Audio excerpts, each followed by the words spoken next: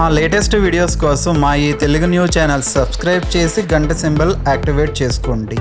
మే 1న వైశాఖ పౌర్ణమి రాబోతుంది. ఇది చాలా పవర్స్ కలిగిన పౌర్ణమి కనుక ఈరోజు ఉప్పుతో ఇలా చేయండి చాలు. అప్పులన్నీ తీరిపోతాయి, కోట్లు దూసుకువస్తాయి, ధనానికి లోటనేది రాదు, కష్టాలు రాకుండా ఉంటాయి, ధన సమస్యలు పోతాయి. వైశాఖ పౌర్ణమి అనేది చాలా విశేషమైన రోజు. ఈరోజు శ్రీకూర్మ జయంతిని, అన్నమాచార్య జయంతిని జరుపుకుంటారు. దీనికే బుద్ధ పౌర్ణమి అనే పేరు కూడా ఉంది. ఈ పౌర్ణమి చాలా మంచిది, చాలా శక్తివంతమైనది, లక్ష్మీదేవికి ఎంతో ఇష్టమైనది. ఈ పౌర్ణమి మన జీవితంలో పేరుకుపోయిన అప్పుల బాధలను, దారిద్ర్యాన్ని, కష్టాలను పారద్రోలి అఖండమైన ధనలాభాన్ని, రాజయోగాన్ని తెచ్చిపెట్టి ఒక గొప్ప ఆధ్యాత్మిక శక్తి కలిగిన రోజు. ముఖ్యంగా ఈ పౌర్ణమి రోజున ఉప్పుతో మనం చేసే ఒక చిన్న పరిహారం మన తలరాతను మార్చేస్తుంది. ముఖ్యంగా ఎవరైతే అప్పుల ఊబిలో కూరుకుపోయి ఏం చెయ్యాలో అర్థం కాక సంపాదించిన డబ్బంతా వడ్డీలకే సరిపోతూ అసలు తీరక సతమతమవుతుంటారో అలాంటి వారికి ఈ పౌర్ణమి ఒక అద్భుతమైన వరమని చెప్పచ్చు. అప్పు అనేది ఒక విష వలయం లాంటిది. అది ఒక్కసారి చుట్టుకుంటే మనిషికి నిద్ర ఉండదు, తిండి సరిగ్గా తినలేడు, సమాజంలో గౌరవం పోతుందేమో అన్న భయం ఎప్పుడూ వెన్నాడుతూనే ఉంటుంది. రూపాయి అప్పు చేసినా అది 100 రూపాయలు అయ్యే వరకు మనకు ప్రశాంతత ఉండదు. అలాంటి ఆర్థిక ఇబ్బందుల నుంచి గట్టెక్కడానికి మన పెద్దలు, పురాణ గ్రంథాలు ఒక అద్భుతమైన మార్గాన్ని సూచించాయి. అదే ఈ ఉప్పు పరిహారం. ఉప్పు అంటే మనం వంటల్లో వేసుకునేది మాత్రమే కాదు, అది సాక్షాత్తు లక్ష్మీదేవి స్వరూపం. సముద్రమథనం జరిగినప్పుడు లక్ష్మీదేవితో పాటు ఉప్పు కూడా పుట్టిందని మన పెద్దలు చెబుతుంటారు. అందుకే ఉప్పు ఎక్కడ ఉంటుందో అక్కడ లక్ష్మీదేవి ఉంటుంది. ముఖ్యంగా రాళ్ళ ఉప్పుకు నెగిటివ్ ఎనర్జీని పీల్చుకునే శక్తి చాలా ఎక్కువగా ఉంటుంది. మీ ఇంట్లో ఉండే దరిద్రాన్ని, మీ అప్పుల బాధను, మీకున్న నరదిష్టిని పోగొట్టడానికి ఈ పౌర్ణమి రోజు మీరు చేసే ఈ చిన్న పరిహారం మీ జీవితాన్ని మలుపు తిప్పుతుంది. మరి ఇంతకీ ఈ పౌర్ణమి రోజు ఉప్పుతో ఏం చేస్తే అప్పుల బాధలు తీరి ధనలాభం కలుగుతుంది అనే విషయాన్ని ఈ వీడియోలో వివరంగా తెలుసుకుందాం. ఫ్రెండ్స్, ఫస్ట్ అయితే ఈ వీడియోకి ఒక లైక్ కొట్టి కామెంట్ బాక్స్లో శ్రీ మాత్రే నమః అని కామెంట్ చేయడం మర్చిపోవద్దు. ఇక పరిహారం విషయంలోకి వస్తే, అప్పులు ఉన్నవారు ముఖ్యంగా గుర్తుపెట్టుకోవాల్సిన విషయం ఏంటంటే, అప్పు అనేది కేవలం డబ్బు సమస్య మాత్రమే కాదు, అది మన గ్రహస్థితి వల్ల కూడా వస్తుంది. జాతకంలో ధనస్థానం బాగున్నా కొన్నిసార్లు దుష్టశక్తుల వల్ల లేదా మన ఇంట్లో ఉండే నకారాత్మక శక్తి వల్ల మనం సంపాదించిన డబ్బు నిలవదు. చేతికి వచ్చిన డబ్బు వచ్చినట్టే నీళ్లలా ఖర్చయిపోతుంటుంది. ఇలాంటి సమయంలోనే మనకు ఉప్పు పరిహారం సహాయం చేస్తుంది. ఈ పౌర్ణమి రోజున మీరు ఉదయాన్నే నిద్రలేచి మీ పనులన్నీ పూర్తి చేసుకున్న తర్వాత ఒక 10 రూపాయలు పెట్టి కొత్తగా రాళ్ల ముప్పును కొని ఇంటికి తెచ్చుకోండి. పౌర్ణమి రోజు ఉప్పు కొనడం అనేది అరిష్టాన్ని దూరం చేసి అదృష్టాన్ని ఆహ్వానించడం లాంటిది. ఈ ఉప్పును తెచ్చుకున్న తర్వాత పూజ గదిలో పెట్టి వదిలేయవచ్చు. సాయంత్రం 6 తర్వాత మాత్రమే ఈ పరిహారాన్ని చేసుకోవాలి. ముందు మీరొక సంకల్పం చెప్పుకోవాలి. తల్లి లక్ష్మీదేవి, నాకున్న అప్పుల బాధలు తొలగిపోవాలి, నేను పడుతున్న ఈ ఆర్థిక ఇబ్బందుల నుంచి నాకు విముక్తి కలిగించు అని మనస్ఫూర్తిగా కోరుకోవాలి. ఆ తర్వాత ఒక గాజు పాత్రను కానీ, మట్టి పాత్రను కానీ తీసుకోండి. గుర్తుపెట్టుకోండి, ప్లాస్టిక్ పాత్రల కంటే మట్టి లేదా గాజు పాత్రలు పూజకు, పరిహారాలకు చాలా శ్రేష్టమైనవి. గనుక ఒక పాత్రను తీసుకుని దాని నిండుగా కల్లు ఉప్పును అంటే రాళ్ళ ఉప్పును నింపాలి. శాస్త్రం ప్రకారం ఉప్పు లక్ష్మీదేవికి ప్రతిరూపంగా భావిస్తారు. ఇది ఇంట్లోని నెగిటివ్ ఎనర్జీని పీల్చుకుంటుంది. ఆ ఉప్పు పైన కొంచెం పసుపు మరియు కుంకుమను చల్లాలి. మన సాంప్రదాయంలో పసుపు, కుంకుమలు కేవలం రంగులు మాత్రమే కాదు, అవి సౌభాగ్యానికి మరియు మంగళకరమైన పనులకు నిదర్శనం. అమ్మవారికి ఇవి ఎంతో ఇష్టమైనవి కాబట్టి వీటిని వేయడం వల్ల ఆ ప్రదేశంలో సాత్విక శక్తి పెరుగుతుంది. ఆ తర్వాత 1 టీ స్పూన్ ఆవాలని కూడా అందులో చేర్చాలి. ఆవాలకు మన చుట్టూ ఉన్న దిష్టిని, కంటి దోషాలను మరియు దుష్టశక్తులను పారద్రోలే అద్భుతమైన శక్తి ఉంటుంది. ఈ వస్తువులన్నీ సిద్ధం చేసుకున్న తర్వాత మీ పూజా గదిలో కానీ లేదా ఒక ప్రశాంతమైన చోట కానీ కూర్చొని ఒక 5 రూపాయల బిళ్ళను మీ కుడి చేతిలోకి తీసుకోవాలి. ఇప్పుడు మీ కళ్ళు మూసుకొని మీ మనసులోని కోరికను లేదా బాధను ఆ లక్ష్మీదేవికి చెప్పుకోవాలి.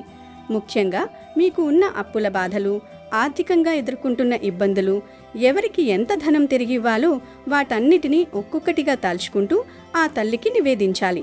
మీ సమస్యలన్నీ త్వరగా తీరిపోవాలని మనస్ఫూర్తిగా ప్రార్థించాలి. ఇలా ప్రార్థన పూర్తయిన తర్వాత మీ చేతిలోని ఆ 5 రూపాయల బిళ్ళను పాత్రలోని ఉప్పులో ఎవరికీ కనిపించకుండా లోపలికి పూడ్చిపెట్టాలి. ఇలా చేయడం వల్ల మీ ఇంట్లో ఉన్న ధన ప్రవాహం పెరుగుతుంది. అప్పులు తీరడానికి కొత్త మార్గాలు కనిపిస్తాయి. చాలామందికి అప్పులు తీర్చాలనే తపన ఉంటుంది, కానీ దారి తెలియదు. ఈ పరిహారం చేసిన తర్వాత మీకు అనుకోని విధంగా ఆదాయం పెరగడం కానీ, పాత బాకీలు వసూలవ్వడం కానీ జరుగుతుంది. బిచ్చగాడు కూడా కుబేరుడవుతాడు అని చెప్పడంలో ఉద్దేశం ఏంటంటే, అత్యంత దరిద్రంలో ఉన్న వ్యక్తి కూడా ఈ పరిహారం వల్ల ఉన్నత స్థితికి చేరుకుంటాడు అని. ఈ ఉప్పు పాత్రను మీ ఇంట్లో ఈశాన్యమూల గాని లేదా మీ పూజాగదిలో గాని ఒక రాత్రంతా ఉంచండి.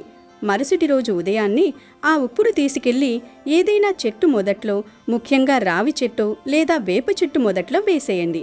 ఇలా చేయడం వల్ల మీకున్న కర్మదోషాలు, అప్పులకు కారణమైన గ్రహదోషాలు తొలగిపోతాయి. అప్పుల బాధ అనేది కేవలం బయట వ్యక్తులకి ఇచ్చే డబ్బు మాత్రమే కాదు, మానసికమైన భారం కూడా. ఆ భారం దిగిపోవాలంటే ప్రకృతి సహాయం కావాలి. చెట్టు మొదట్లో ఈ ఉప్పును వేసినప్పుడు అది భూమిలోకి కలిసిపోయినట్టే మీ కష్టాలు కూడా కరిగిపోతాయి. ఈ పరిహారం చేస్తున్నప్పుడు ఎవరికీ చెప్పకండి. నేను అప్పులు తీరడానికి ఉప్పుతో ఇలా చేస్తున్నాను అని డప్పు కొట్టుకుంటే దాని ఫలితం తగ్గిపోతుంది. భక్తి, నమ్మకం, రహస్యం ఈ 3 పరిహారానికి ప్రాణం పోస్తాయి. అప్పులు ఎక్కువగా ఉండడానికి మరో ప్రధాన కారణం నరదిష్టి. మీరు కొంచెం బాగున్నా, 4 డబ్బులు సంపాదిస్తున్నా చూసి ఓర్వలేని వారు చాలామంది ఉంటారు. వారి కళ్ళు మీ మీద పడితే మీ సంపాదన ఆగిపోతుంది, ఉన్న డబ్బు ఖర్చయిపోతుంది. అందుకే ఈ పౌర్ణమి రోజును మీ ఇంటికి దిష్టి తీయడం మర్చిపోకండి. ఒక ఎరుపు రంగు వస్త్రాన్ని తీసుకుని అందులో ఒక కొబ్బరికాయ, గుప్పెడంత రాళ్ల ఉప్పు, ఒక నిమ్మకాయ పెట్టండి. వీటిపై పసుపు కుంకుమలు వేసి ఒక మూటలా కట్టండి. ఈ మూటను మీ ఇంటి సింహద్వారం పైన కట్టండి. ఇలా చేయడం వల్ల మీ ఇంటిపై ఉన్న చెడు ప్రభావం అంతా ఆ మూట పీల్చుకుంటుంది. వారం రోజుల తర్వాత ఆ కొబ్బరికాయ కూలిపోయినా లేదా నిమ్మకాయ నల్లగా అయిపోయినా మీ ఇంటి మీద చాలా దిష్టి ఉందని అర్థం. వెంటనే దాన్ని తీసి పారనీళ్లలో వేసి మళ్ళీ కొత్తది కట్టుకోండి. మీ అప్పులు తీరాలంటే మీ ఇంటికి లక్ష్మీ కటాక్షం ఉండాలి. ఆ కటాక్షం కలగాలంటే ముందుగా అలక్ష్మిని, అంటే దరిద్రాన్ని బయటకు పంపాలి. పౌర్ణమి రోజు స్నానం చేసే నీటిలో కూడా కొంచెం ఉప్పు, పసుపు వేసుకుని స్నానం చేయండి. మన శరీరం మీద ఉన్న నెగిటివ్ ఎనర్జీ అంతా పోతుంది. అప్పుల బాధతో ఉన్నప్పుడు మనలో ఒక రకమైన నిరాశ ఆవహిస్తుంది. ఆ నిరాశే మనల్ని ముందుకు సాగనివ్వదు. ఉప్పు నీళ్ల స్నానం ఆ నెగిటివ్ ఆలోచనలను దూరం చేసి కొత్త ఉత్సాహాన్ని ఇస్తుంది. అప్పు తీర్చడానికి కావలసిన ఆలోచనలు మీ మెదడులో మెదులుతాయి. చాలా మంది అడుగుంటుంటారు, అప్పులు తీరడానికి కేవలం ఉప్పుతో పరిహారం చేస్తే సరిపోతుందా అని. పరిహారం అనేది ఒక తోడ్పాటు మాత్రమే. అది మన చుట్టూ ఉన్న ప్రతికూలతను తొలగించి అవకాశాలను మన దగ్గరకు తెస్తుంది. ఆ అవకాశాలను ఉపయోగించుకొని మనం కష్టపడాలి. కానీ అప్పుల ఊబిలో ఉన్నప్పుడు మనం ఎంత కష్టపడినా ఫలితం దక్కదు. దానికి కారణం మనకున్న దురదృష్టం. ఆ దురదృష్టాన్ని అదృష్టంగా మార్చుకోవడానికి ఈ పౌర్ణమి ఉప్పు పరిహారం. అప్పుల సమస్య అనేది ఒక్క రోజులో పుట్టింది కాదు. కాబట్టి అది ఒక్క రోజులో పోవాలంటే మన సంకల్పం చాలా బలంగా ఉండాలి. ఈ పౌర్ణమి రాత్రి 6 నుండి 12 గంటలలోపు ఎప్పుడైనా మీరు ఈ ఉప్పు పరిహారం చేసుకోవచ్చు. రాత్రి సమయం అనేది శక్తులకు నిలయం. అందుకే పౌర్ణమి రాత్రి చంద్రుడి వెలుగులో చేసే ఏ పనైనా సిద్ధిస్తుంది. అందుకే అప్పుల బాధ నుంచి విముక్తి పొందడానికి ఇంతకంటే మంచి రోజు మరొకటి ఉండదు. ఉప్పు అనేది లక్ష్మీ స్వరూపం కాబట్టి ఆ ఉప్పును గౌరవించండి. పొరపాటుమ కూడా ఉప్పును కింద పడేయడం, ఉప్పు మీద కాలు పెట్టడం చేయకండి. ఇంట్లో ఉప్పు డబ్బా ఎప్పుడూ నిండుగా ఉండేలా చూసుకోండి. ఉప్పు డబ్బా ఖాళీ అవ్వడం అంటే లక్ష్మీదేవి ఇంటి నుంచి వెళ్ళిపోవడమేని అర్థం. కాబట్టి పౌర్ణమి రోజును కొత్త ఉప్పు తెచ్చి ఈ పరిహారాన్ని చేయండి. అప్పుల బాధల గురించి మీరు ఎంత ఎక్కువగా ఆలోచిస్తే అవి అంతగా పెరుగుతాయి.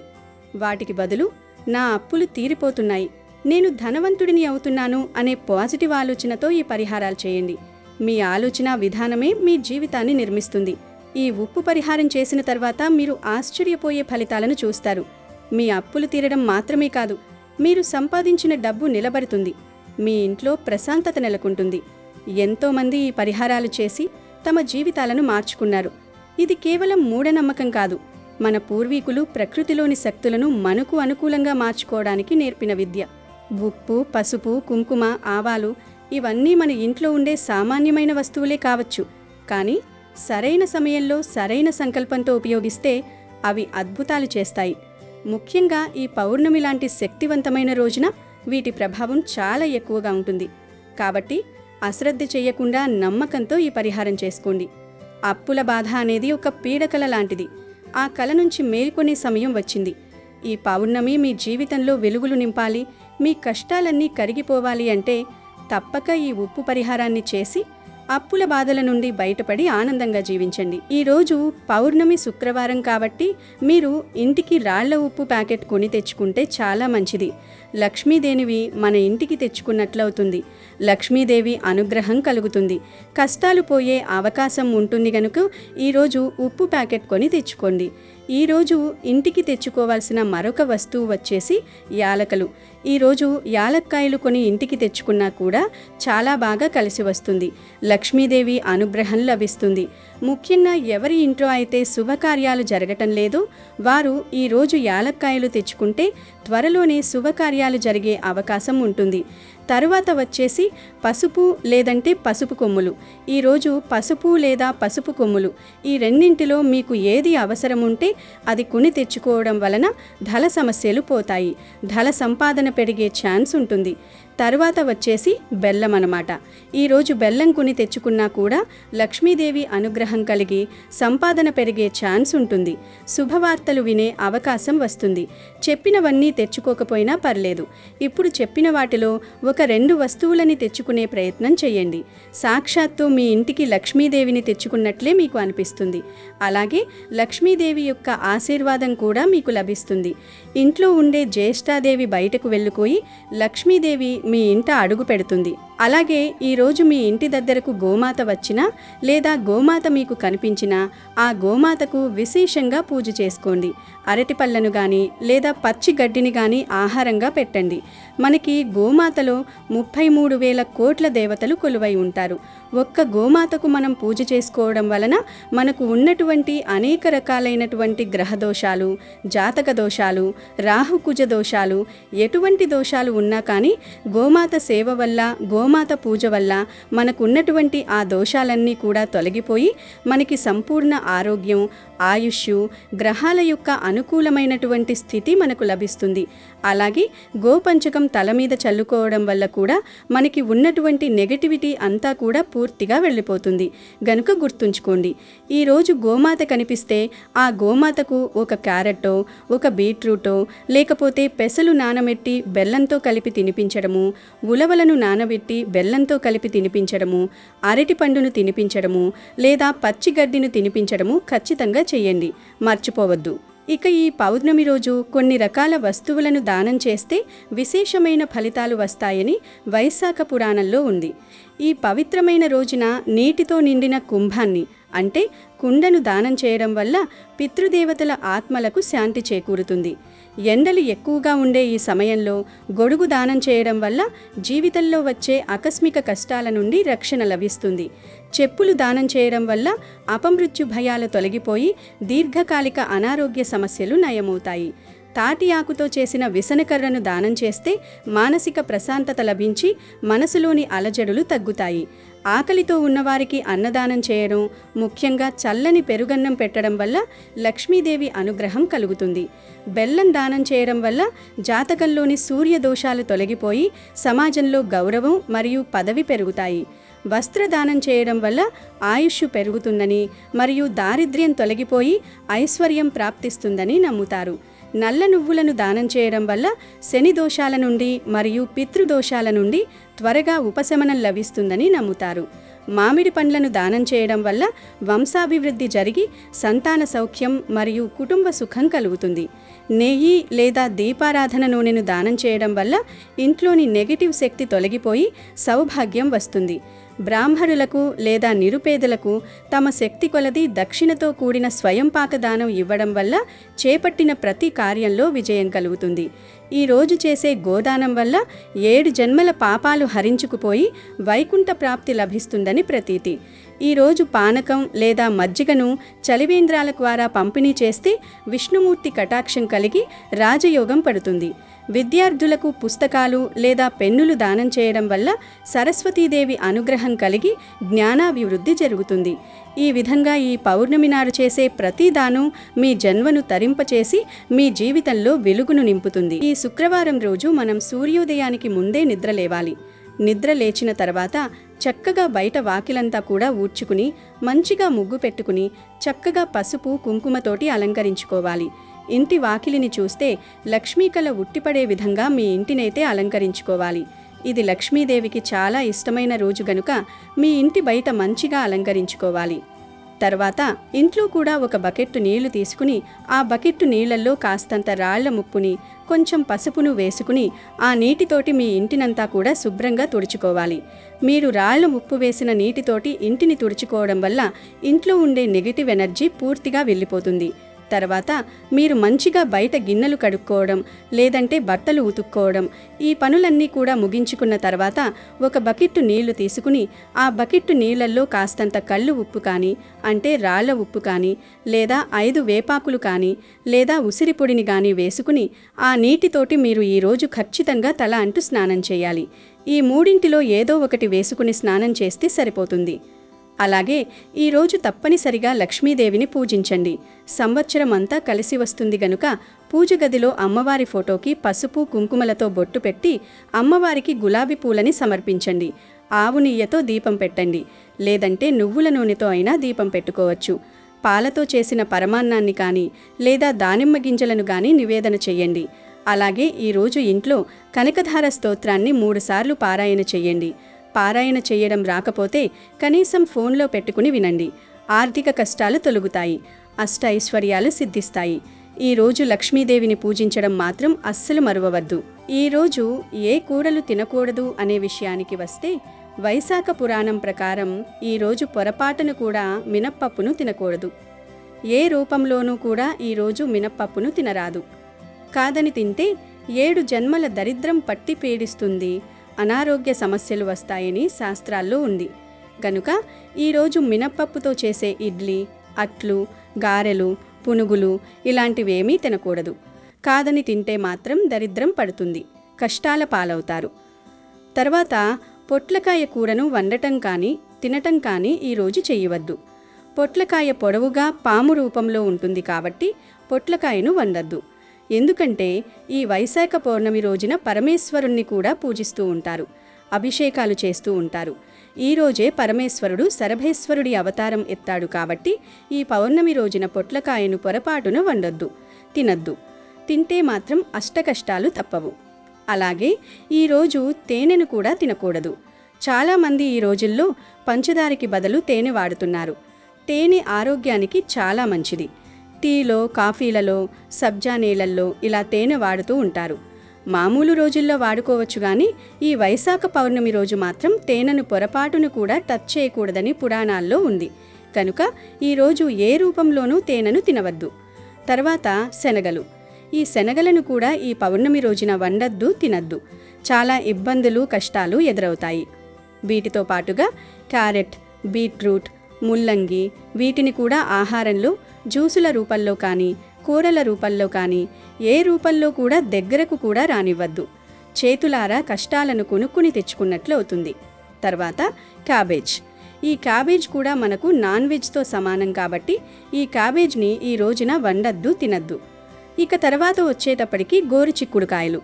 ఈ గోరుచిక్కులను కూడా ఈ రోజున పొరపాటున కూడా వండద్దు, తినద్దు. తింటే మాత్రం ఖచ్చితంగా మిమ్మల్ని దరిద్రం పట్టి పీడిస్తుంది. తర్వాత విత్తనాల చిక్కుళ్ళు. ఈ చిక్కుళ్లను కూడా ఈరోజు వండద్దు, తినద్దు. చిక్కుళ్లను వండితే మీరు చిక్కుల్లో పడతారు, కష్టాలు వచ్చి పడతాయి. తర్వాత వంకాయలు. వంకాయలేంటంటే మనకు అప్పుల బాధలను పెంచుతూ ఉంటాయి, అనారోగ్య సమస్యలను తెచ్చిపెడుతూ ఉంటాయి. ఇలాంటి ప్రత్యేకమైనటువంటి రోజుల్లో వంకాయలను వండద్దు. తర్వాత చామదుంపలు కావచ్చు, చిలకడ దుంపలు కావచ్చు, బంగాళదుంపలు కావచ్చు, కందదుంపలు కావచ్చు, ఇలాంటి దుంపలు ఏవైనా సరే ఈరోజు వండుకున్నా తిన్నా కష్టాలను కొనుక్కుని తెచ్చుకున్నట్లే. వాత సమస్యలు, అనారోగ్య సమస్యలు ఇలాంటివి కూడా చాలా ఎక్కువవుతాయి. అలాగే ఉల్లిపాయ, వెల్లుల్లి, అల్లము ఇలాంటి మసాలాలకు సంబంధించిన వాటిని కూడా ఈ పౌర్ణమి రోజు కూరల్లో వేసుకోవద్దు. అంటే మనము ఉల్లిపాయ లేకపోతే కూర వన్నము, కానీ మనం పూజ చేస్తాం కాబట్టి ఈ రోజున ఉల్లిపాయని వేయకూడదు. తర్వాత పుట్టగొడుగులు, మష్రూమ్స్, ఈ మష్రూమ్స్ని కూడా ఈ రోజున వండటం కానీ తినటం కానీ పొరపాటున చేయకూడదనమాట. ఎందుకంటే ఈ మష్రూమ్స్ అనేవి కూడా మనకు నాన్ వెజ్తో సమానం కాబట్టి అసలు వీటిని ఈరోజు ఇంటికి కూడా కొనుక్కుని తెచ్చుకోకూడదు. ఇది మీరు గుర్తుంచుకోండి. కాదు కూడదని తింటే కష్టాలను, సమస్యలను తెచ్చుకున్నట్లే.